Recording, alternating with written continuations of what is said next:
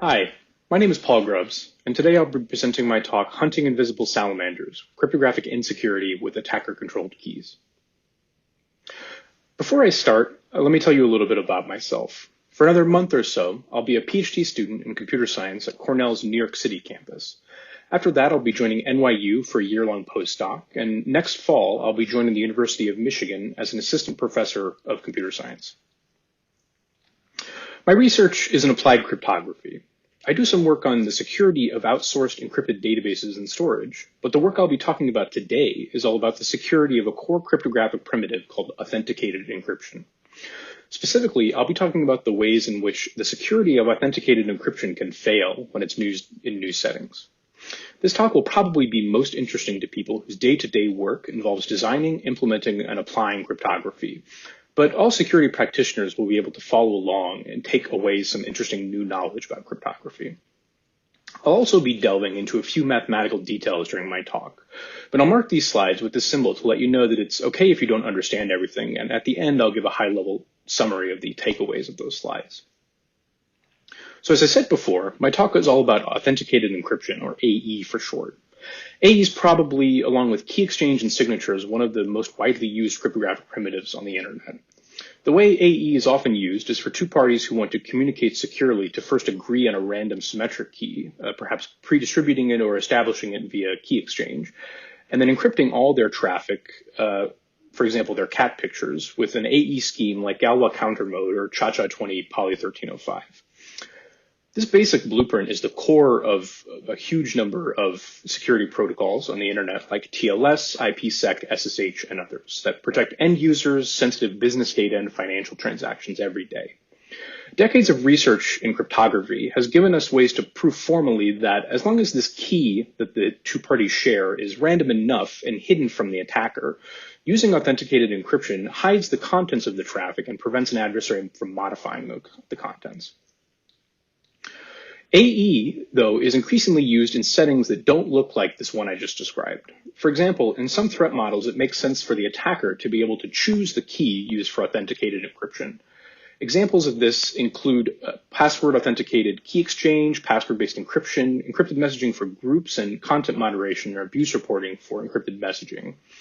In these attacker-controlled key settings, we can't argue any security based on the fact that the key is random and hidden from the adversary.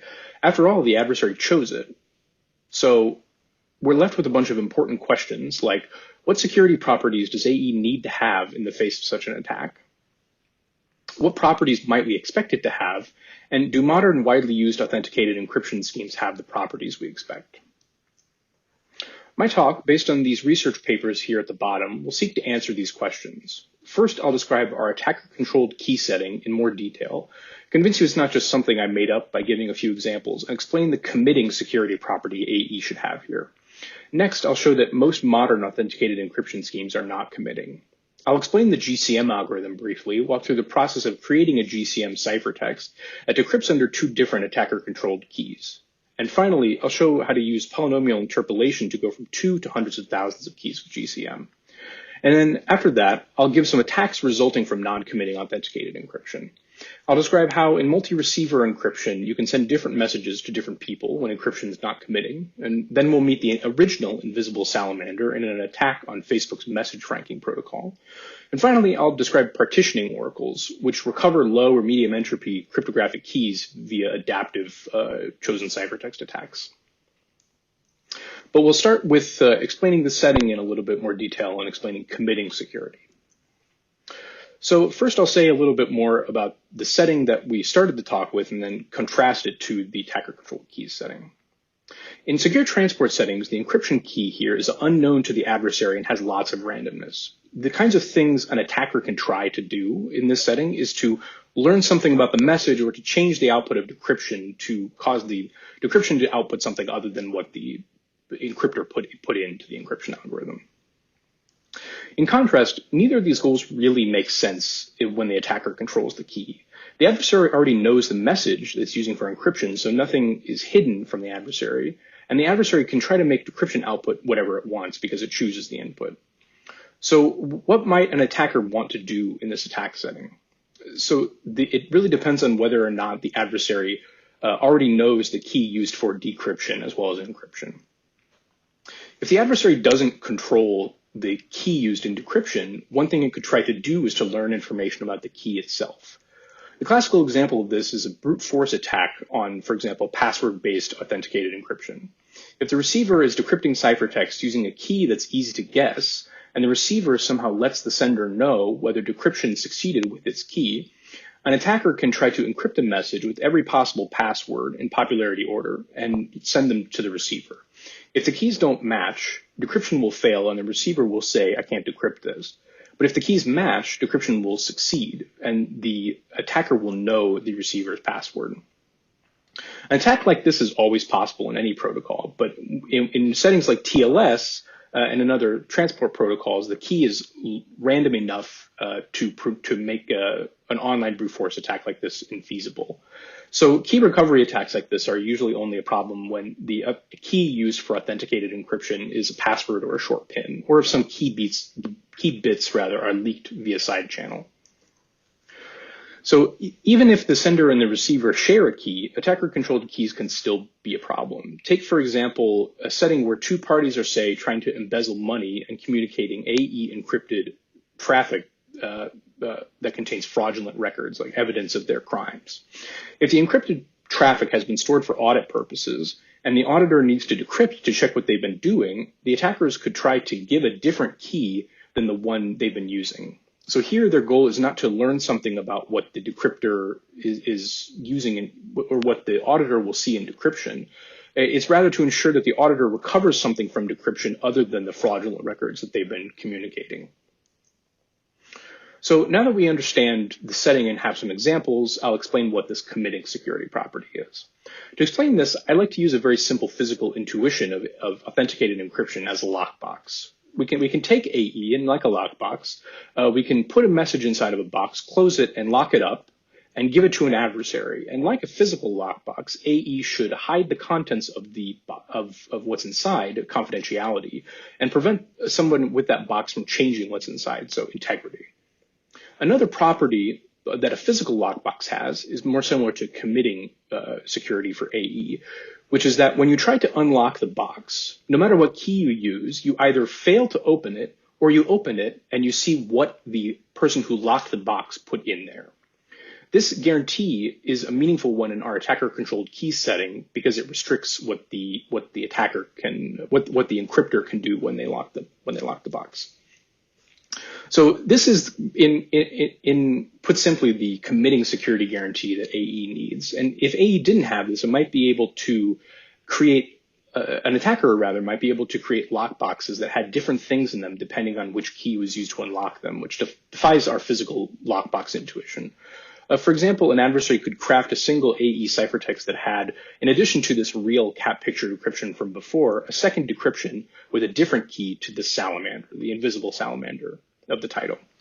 So committing security for AE, as I said, prevents this by binding the attacker in some sense to a single AE decryption and requiring that if the attacker, unless the attacker solves some computationally intractable problem, any AE ciphertext that they create only has one correct decryption. This prevents them from crafting a ciphertext with these hidden secondary decryptions or these invisible salamanders from the title. To see why committing prevents the attacks I described before, recall our plain text reporting example from before. If the malicious accountants that were communicating these fraudulent records used committing authenticated encryption, no matter what key they report to the auditor, they won't be able to hide their fraud. The committing property guarantees that either the auditor will fail to decrypt those ciphertexts or it will decrypt and see the fraudulent records out. So next, I'll explain that surprisingly, many widely used modern authenticated encryption schemes are not committing. So I promised you an attack on GCM, but because GCM is fairly complicated, I'll start with reasoning just about the encryption part of GCM, which is counter mode. So counter mode encryption, if you're not familiar, is pretty simple. If we want to encrypt, for example, this plain text with this orange key here, we just sample a random initialization vector and derive a pad using that key and that IV. Then we take this pad that we derived and exclusive OR it with the plain text to output the ciphertext. But now imagine that we have a different key, this red key here. We can still derive the pad for this other key with the same IV and try to decrypt the ciphertext with this other pad, which will result in a different plain text than the one we kind of used for encryption. So counter mode, as you can see, has this somewhat counterintuitive property, rather, that a ciphertext can be decrypted by any key. So before showing the attack in full GCM, I'll briefly explain how it works. So GCM is ubiquitous. It's standardized by basically every standards body that standardizes encryption schemes. So GCM, in addition to using counter mode to encrypt things by sampling a random IV and encrypting the message with counter mode, uses a message authentication code, or MAC, to prevent tampering. This MAC is what provides the authenticated and authenticated encryption. So to encrypt, the GCM first computes counter mode on the plain text and then applies this message authentication code on the result of counter mode to compute a tag. Decryption then takes this counter mode ciphertext and tag as input and recomputes the tag using this MAC algorithm and compares it to the tag that was input. If they match, GCM outputs the counter decryption of that part of the ciphertext. And if they don't, decryption fails. So if you didn't follow that, that's fine. All that's really important is that we don't have to worry about any of the properties of counter mode to craft an invisible salamander for a ciphertext, or a ciphertext that decrypts under multiple keys. All we need to do is come up with a counter mode ciphertext that collides under this tag function that has the same tag output under these two different keys. So we'll next see how to do that. And recall that our process here is going to take as input these two encryption keys and is going to output a counter mode ciphertext, IV, and message. So to do this, we need to review how the MAC works. And fortunately for us, GCM's MAC is not a complicated collision-resistant hash function like SHA-256. Instead, it's a very fast polynomial evaluation combined with exclusive OR as follows. First, the algorithm takes the counter mode ciphertext and splits it into 128-bit blocks, which form the coefficients of the polynomial. Well, so here we'll just stick to the case where the ciphertext is a single block for now. Then it computes the hash point and the pad, the hash point by encrypting the 0 string with AES in the key, and the pad by encrypting the IV with AES in the key. Finally, it treats this hash point as a number and evaluates the polynomial defined by our coefficient C1 and a block denoting the ciphertext length at the number H. Then exclusive OR is the pad with the result and outputs it as the tag. All this arithmetic is actually not done over the real numbers. It's done in what's called a Galois field of order 2 to the 128. And the details of that aren't too important. The only thing that's important to know about that algebraic structure is that in that field, addition and exclusive OR are the same operation. So recall we're trying to work out an input IV and ciphertext that makes the MAC function output the same thing for our red and orange keys here. So to do this, we're gonna use the following process. So we're gonna choose an arbitrary IV, it doesn't matter which one, and then we're going to derive the hash points and the pads for the two keys. Then we're going to take the tag equations for the two keys, treating the ciphertext block as a variable, and just set them equal to each other. This gives an equation in one variable, namely the single block C1, so we can simply solve it, and I'll come back to how we do this to find the block. Now we can let our message be that single block that we computed and recompute the tag, which by construction collides under both keys. And then output this IV messaging tag that we computed. Now to solve this equation, we simply have to rearrange it a little bit so that we get the ciphertext block times the sum of the two squared hash points. And on the right side, we get some constants. So we can rearrange this by multiplying the left-hand side by the inverse of that constant term and just define the ciphertext block C1 as the terms on the right. Now, this equation here on the left looks very hairy because it has a lot of terms, but it's really very simple. So just imagine a much simpler equation like 2x equals 6. Like 2x equals 6, our equation here on the right-hand side is all constant, and on the left-hand side is a variable times a constant. So if you remember from algebra, all you need to do is kind of divide both sides by the constant term here on the left to solve for the variable, which on the right-hand side is x equals 3, or on the left-hand side is our ciphertext block. So it's worth reflecting on why this attack doesn't work for other collision-resistant hash functions like SHA-256. Why this attack can't work for any MAC or based on like a collision-resistant function. And it's because this MAC is not a complicated function of the ciphertext. It's a very simple to describe algebraic function of the ciphertext. So you could write down an equation like this for a more complicated collision-resistant hash like SHA-256, but the reason why that function is collision resistant is because no one knows how to solve that system of equations with time less than just a simple generic collision finding search. So this attack works for a single ciphertext block, and it's not too hard to adapt it to multiple ciphertext blocks. One just needs to add a constant contribution from the other ciphertext blocks that aren't fixed by the choice of the two keys to the MAC equation. So here on the right-hand side, I've adapted the MAC algorithm to arbitrary numbers of blocks and with the changes here in white. But I also promised you that I would describe how to do more than two keys.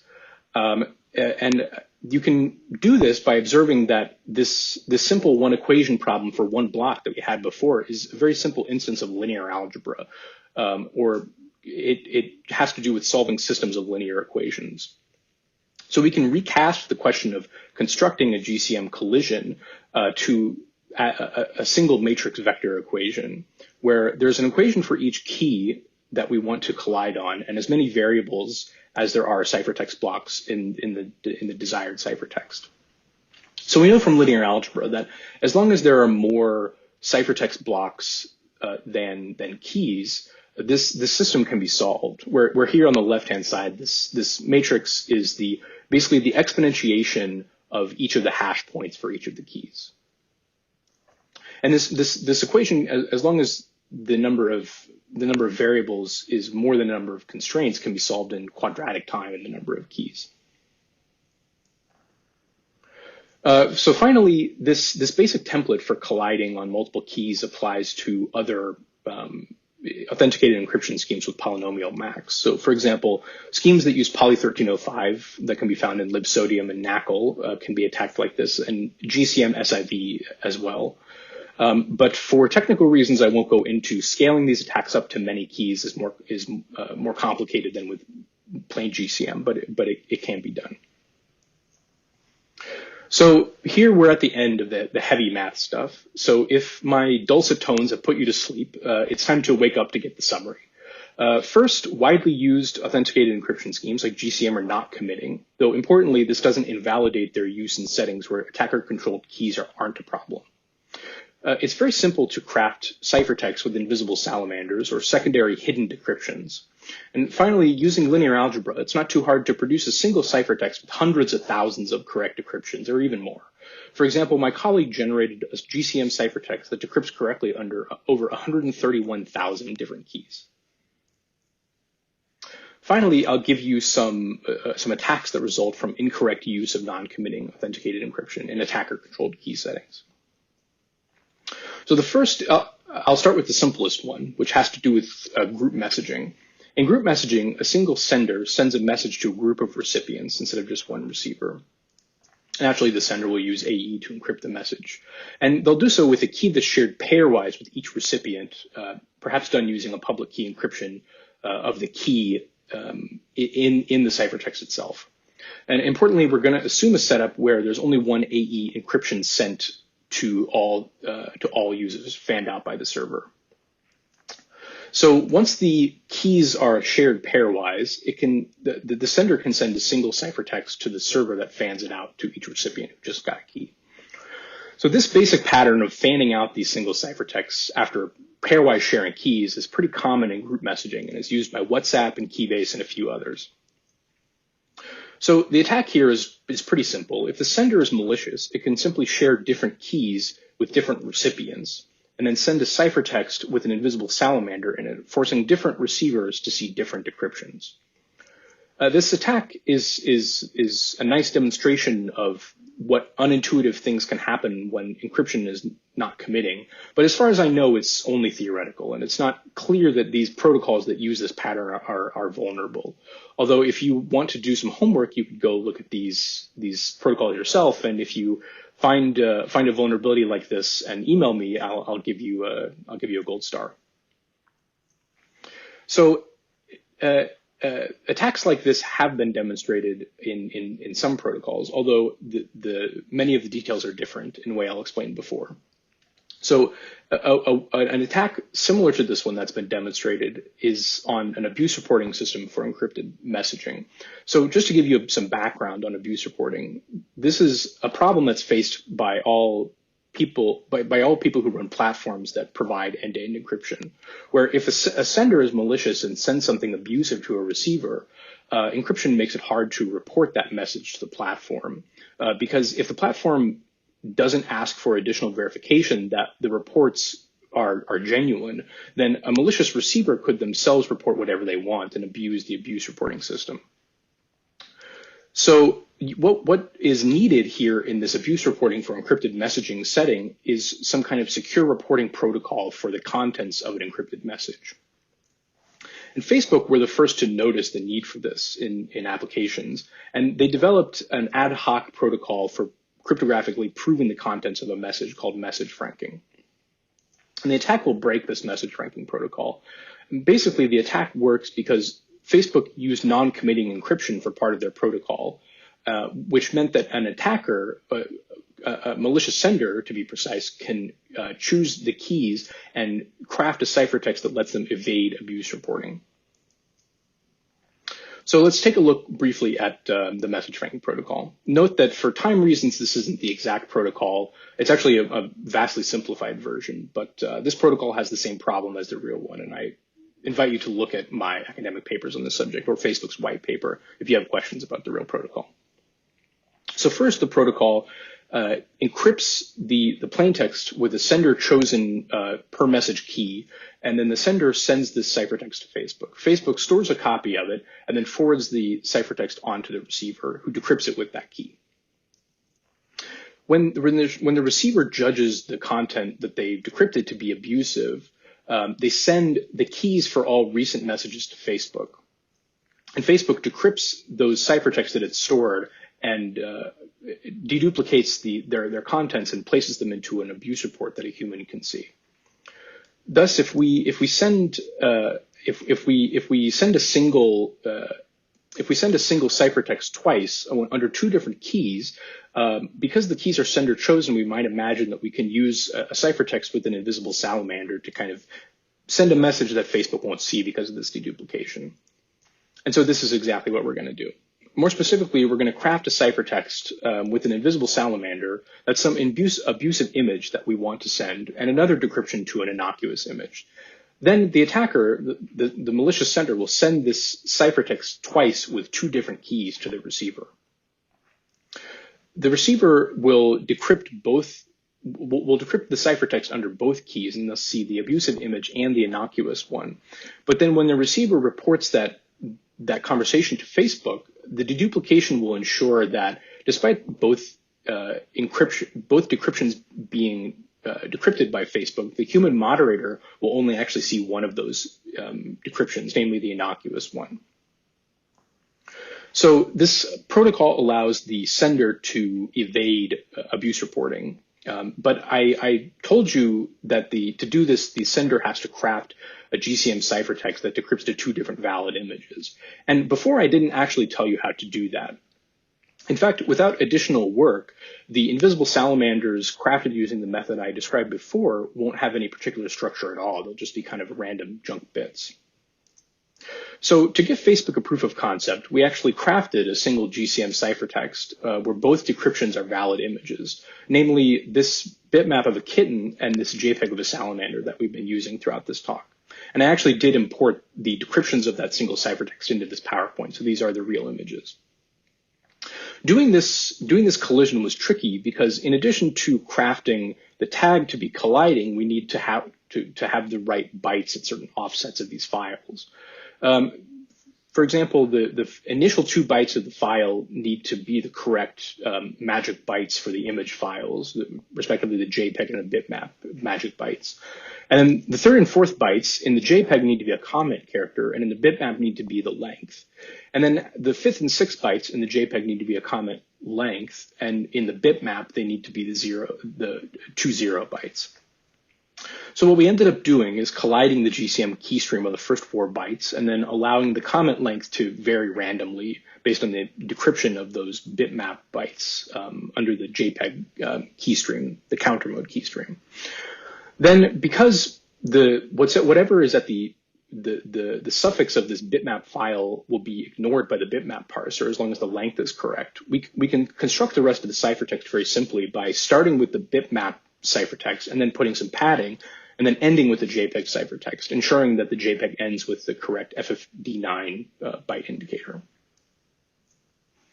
So the last attack I'll tell you about that results from the use of non-committing AE is partitioning oracles. Partitioning oracles occur when non-committing AE is used with low entropy keys like passwords and give a speed up in online brute force key recovery attacks for on-password based AE. So recall our example before of an online key recovery attack. The adversary chooses the key and then encrypts a kind of guess plaintext with it and sends it to the receiver. And the receiver either responds with decryption failed, I can't decrypt this, or decryption succeeded. And based on these responses, the attacker will be able to learn the receiver's key. So using non-committing AE here lets the adversary check more than one guess for each ciphertext it sends. Effectively, the use of non-committing AE lets the adversary partition the space of possible keys into sets that are bigger than one.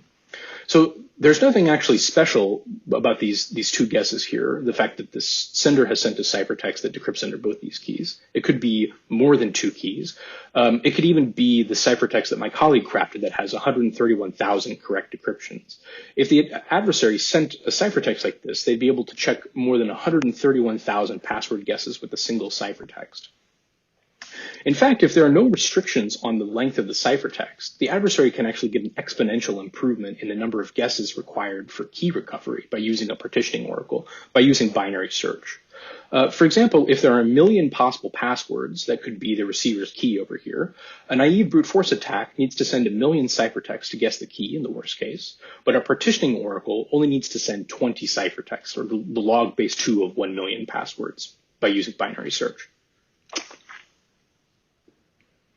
So in some forthcoming work, my co-authors and I demonstrated concrete partitioning oracle attacks on the ShadowSox protocol for proxying UDP connections, and also on incorrect prototype implementations of the opaque protocol, which is a standards track protocol for password authenticated key exchange.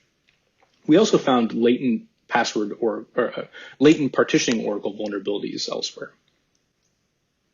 So finally, I'd like to end on some optimism. I've spent a lot of time talking about attacks, and these attacks seem quite scary, but I'll just briefly describe how to prevent them. So we do know of committing authenticated encryption schemes, and they're not that hard to build in theory. For example, counter mode, then HMAC, if done correctly, provides this committing security guarantee that we need. Unfortunately, committing AE schemes can be hard to use because there aren't really standardized committing AE schemes, and schemes that have this security guarantee aren't widely available in cryptography libraries that offer AE interfaces, though they can be built using the primitives from common libraries like OpenSSL. Committing AE can also be less efficient than non-committing AE because of for technical reasons, achieving this committing guarantee necessitates the use of collision-resistant hash functions, which can be slower than fast polynomial max. Finally, let me just conclude this section on preventing these attacks by saying that You don't need committing AE unless attacker-controlled keys are part of your threat model. So I don't want anybody to rush home after seeing this talk and immediately change your TLS cipher suites to remove these fast AE schemes like GCM or Cha-Cha-20 Poly 1305. They are perfectly safe for use when keys are hidden and random enough. They simply need to be used with care or not used at all in settings where attacker-controlled keys are a problem. So I'd like to end by thanking all my co-authors on these papers, and also by thanking Hugo Krawczyk, who helped us understand the opaque protocol and develop an early version of the partitioning oracle attack, and Catriel Cohn-Gordon for making the observation about multi-receiver encryption that I discussed in a previous slide. I'd also like to thank the Black Hat organizers for inviting me to speak, and I'd like to thank you for listening and take any questions.